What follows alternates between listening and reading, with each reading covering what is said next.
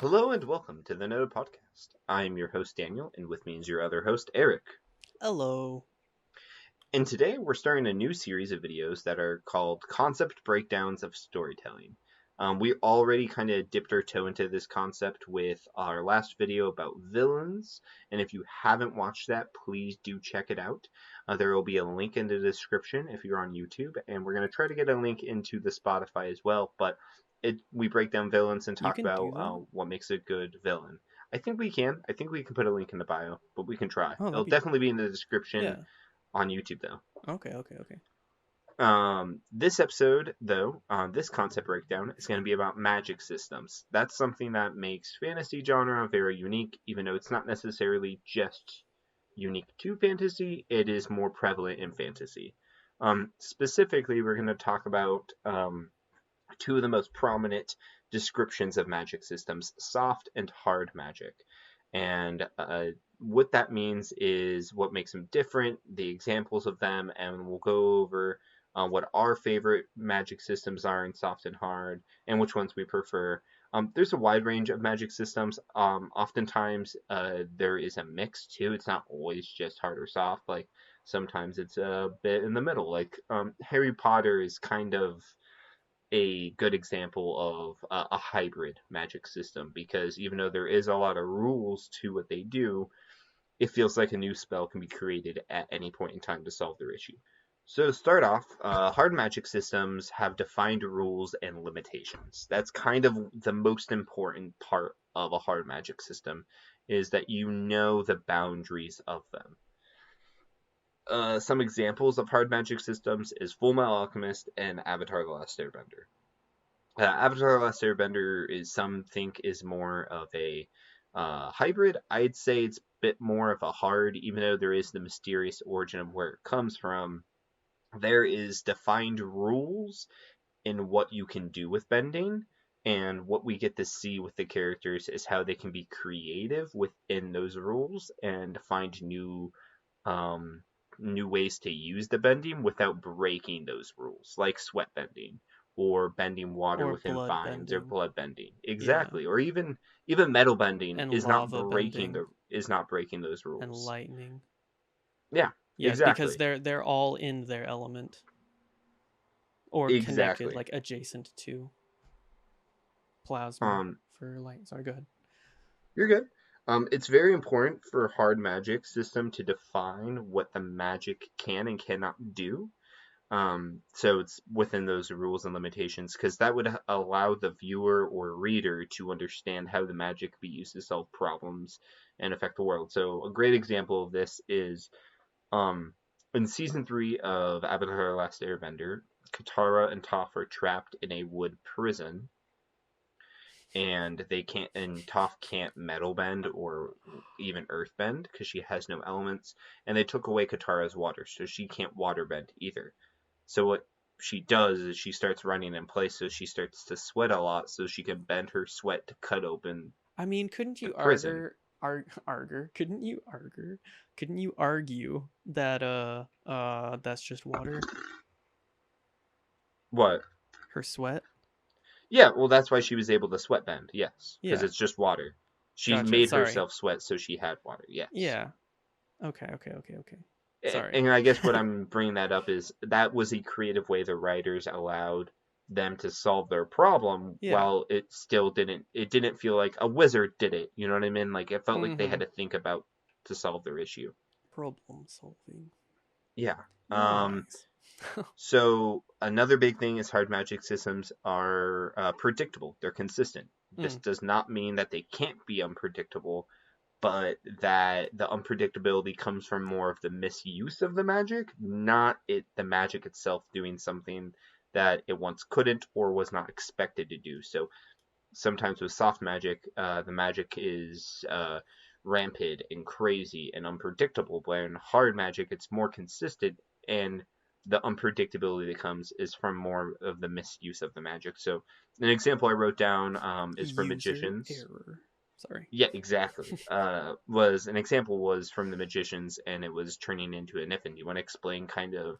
Yeah, so in that it's when it's pretty much like overcharging a battery. and then you just kind of turn into pure electricity. Except in this, it would be you use too much magic, and then you just turn into like a almost like a magical yourself, but it's just straight magic, and then you just can like zip around and do anything. It's crazy. Yeah, You're like your unlimited power essentially. You get electrified by Palpatine. you become you become a pure being of magic, and Yeah. it happens not just when they like just use magic a little bit, but it's No, when it's they like the overuse overcharge. themselves, Yeah. right? Exactly. Oftentimes, another big rule of hard magic is there tends to be limitations and costs, and they need to be important. Limitations and costs tend to be more important than the crazy flashy magic that is used. So oftentimes, I feel like we see um, in fantasy like a power ramp where it just keeps getting bigger and bigger and bigger, and Naruto. usually yeah, Naruto is a perfect example of that. Dragon Or Ball Dragon Z. Ball. Yup. Where, like in Avatar, those limitations and I'm talking more about Avatar: The Last Airbender because Korra does kind of power ramp in a crazy way. Yeah, Um, real crazy. but in Avatar: The Last Airbender, it's more about the limitations that they've set that allow those characters to grow within like training and finding new purposes. So it Wake up one makes it day, level up. yeah, What?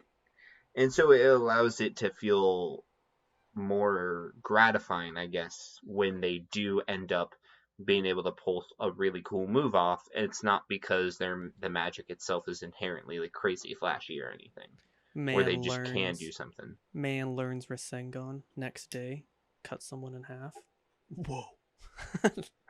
No, it's more like man learns for saying on I can only use two of these a day. Throw six Yeah. in the next Yep. day. Yep. Makes no sense. And another example of going back to the unpredictability, another great example of this happening, I forgot to talk about this, is You're good. Ed and Al losing their bodies in Full Metal Alchemist / Full Metal Alchemist Brotherhood.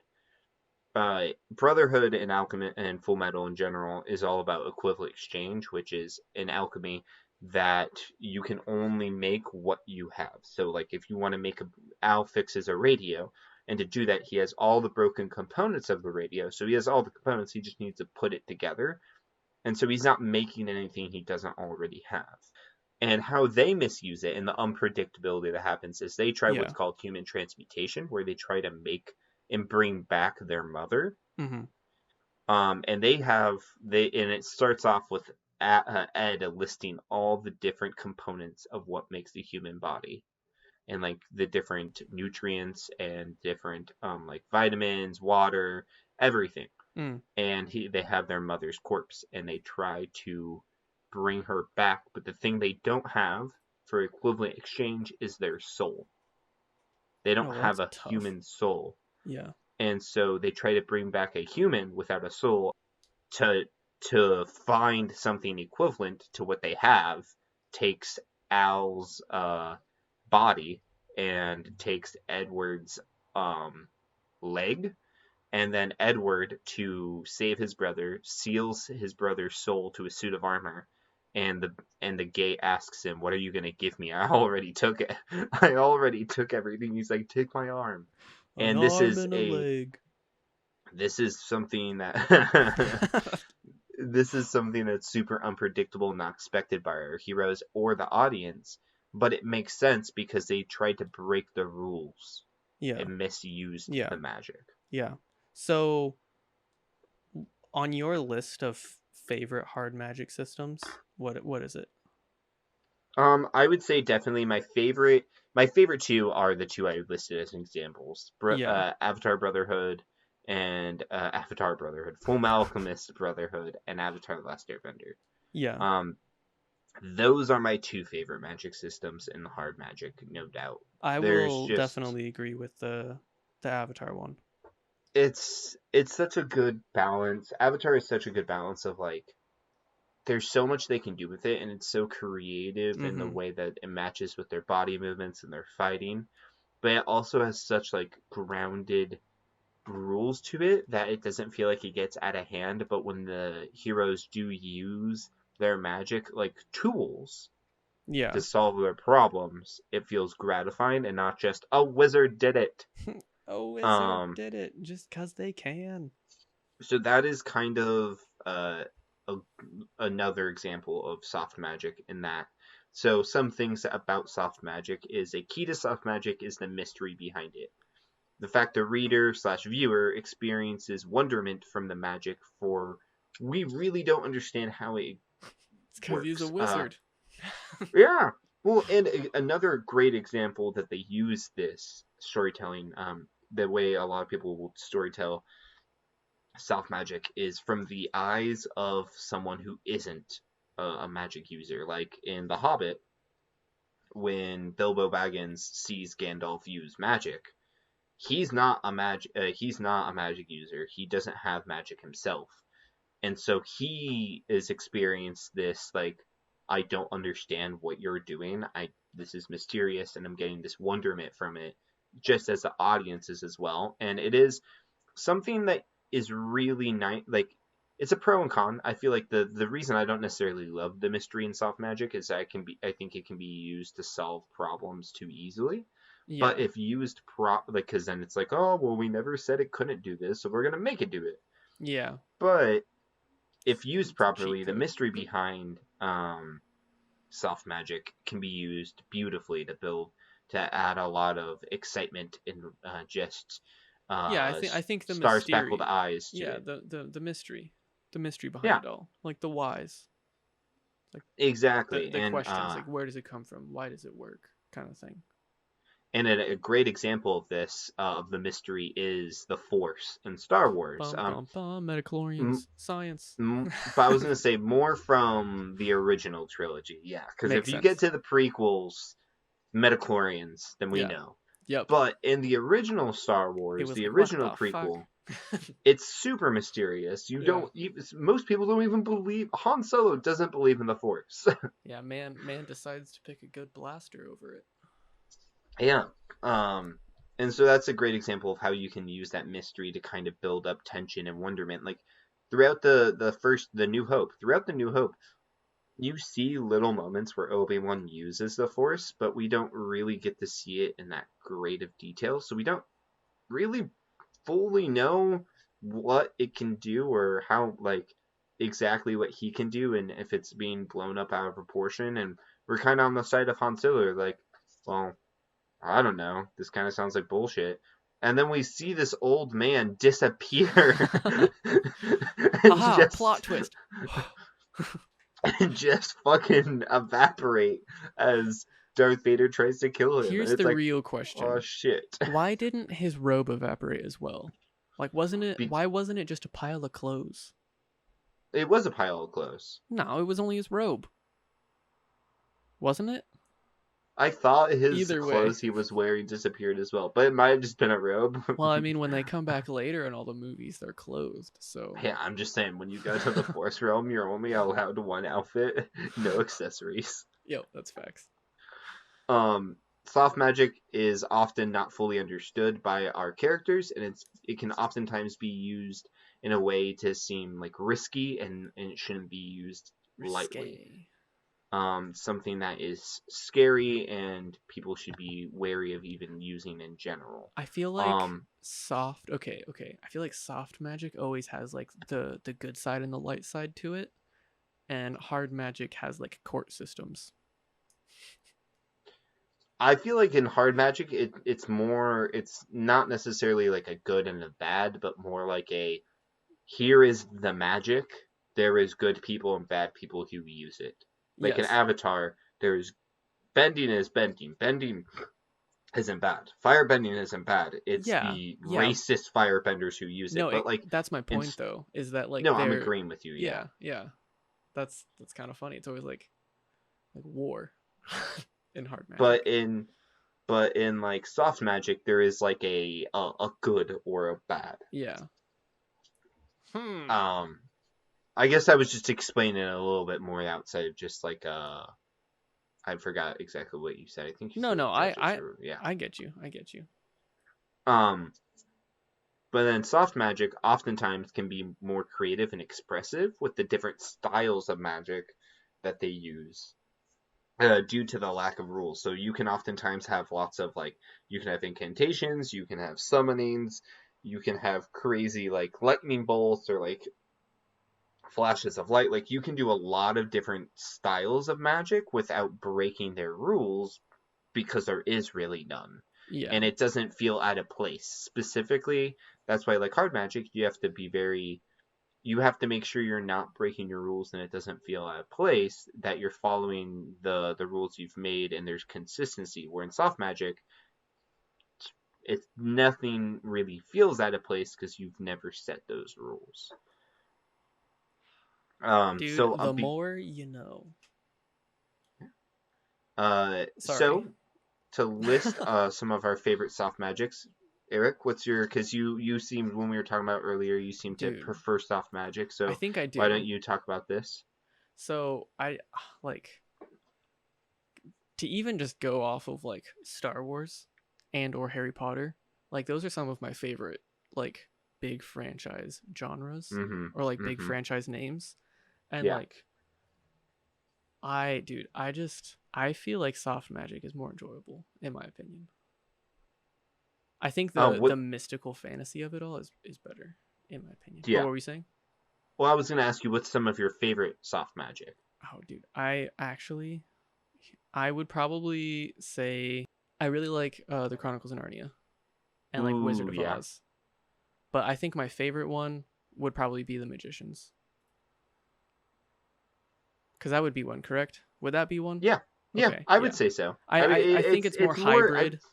I Yeah. know that, but I feel like it For the sake leans. of the video, it Yeah, definitely leans more soft. So I'd accept that. yeah. Because I feel like the Magicians and Harry Potter are really similar in kind of storytelling, sort of. But I feel like they follow kind of the same rules because it's just more of like I don't know. I feel like they're pretty similar. Either Harry way, Potter is wizard like middle school, where magicians is like wizard college, college. Yeah. which follows all of the, we're 20 something, let's do lots of drugs and have a lot of sex while we're also fighting big magical beings. Yeah, like a moth dude. Rawr. Yeah. I don't know. I think there's more fantasy in soft magic, which I find more enjoyable Hmm. because I like fantasy. When it's like Yeah. outer worldly kind of things that's explained by magic, it just I'm about it. I thought about putting the magicians as my choice, but I was really thought about, I'm like, I don't think there's any answer to this question that isn't Star Wars being Yeah, my and Star favorite Wars is soft so magic. good, dude. I've never thought of Star Wars as magic. Dude, like the Force is space magic. There's the Yeah, no, I Jedi know are that. space wizards. Yeah, There's but like my thought, like I don't know why, but since like it's just like futuristic, my Yeah. brain always was just like that's just how it be, you know? But then when they explained it by like metachlorians and stuff, that's when it was like, oh, it makes sense now. But like before I learned that, dude, I was just like, they can do it because they can do it. I don't know. I never thought of it like magic.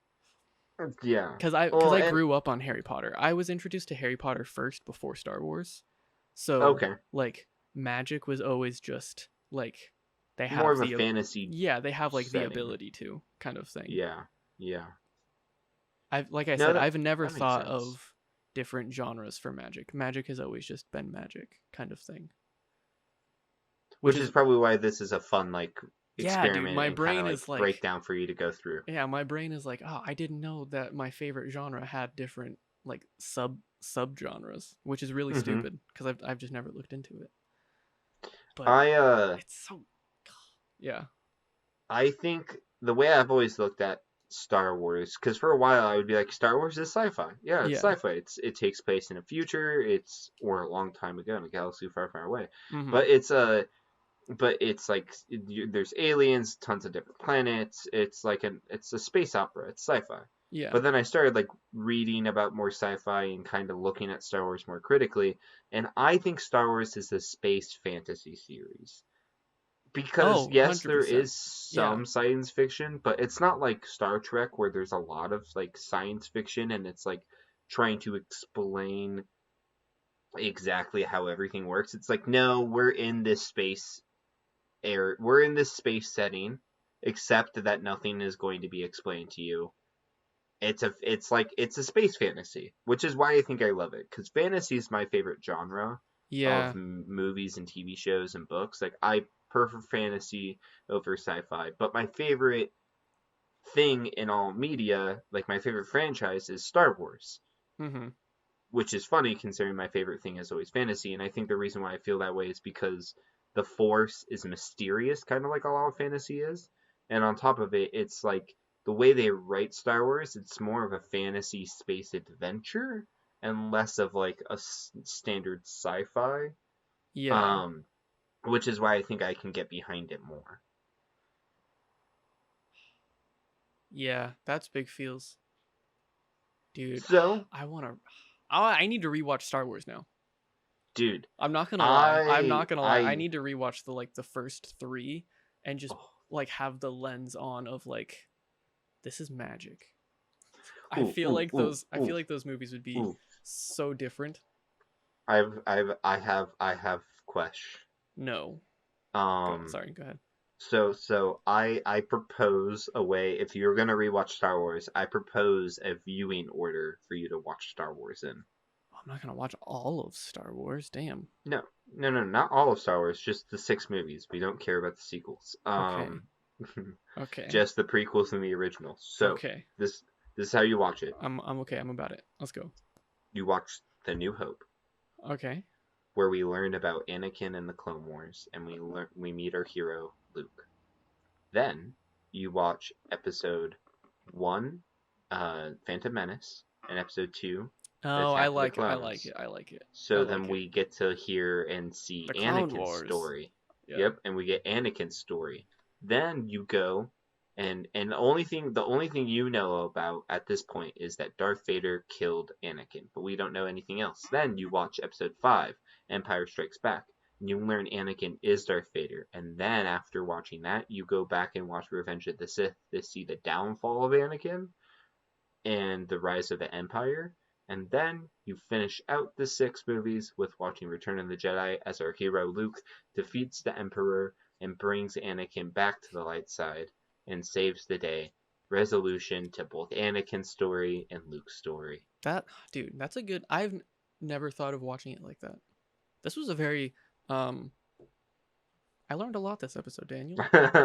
You're welcome. I'm a new person now. This is the side of YouTube I watch when I'm not watching football stuff. Yeah. See, I just watch the Sidemen. That's all I do. That's really what my life's come down to: is work, It's the watch Sidemen. British people, and podcast. Mm-hmm. Well, to wrap this out, you kind of already answered this question, but your favorite magic Soft, system, 100%. soft? Yeah. Yeah, There's more mystery to it, and I'm about that. I can definitely understand that. Yeah. I think I prefer hard just because it tickles my analytical brain a little bit more, and I Mm, like there to be grounding to the story, yeah. and I feel like hard magic oftentimes allows the less opportunity for a wizard did it to solve all of your issues. There's more groundbreaking moments Yeah, instead of a wizard did it. a wizard did it. Thank you for listening and joining in on our discussion of hard and soft magic. Tell us what your favorite magic systems are and why in the comment section below. We do really appreciate you guys engaging with us and commenting, and we really appreciate you listening. Please don't forget to like, subscribe, and share with your friends. This has been noted. That's facts.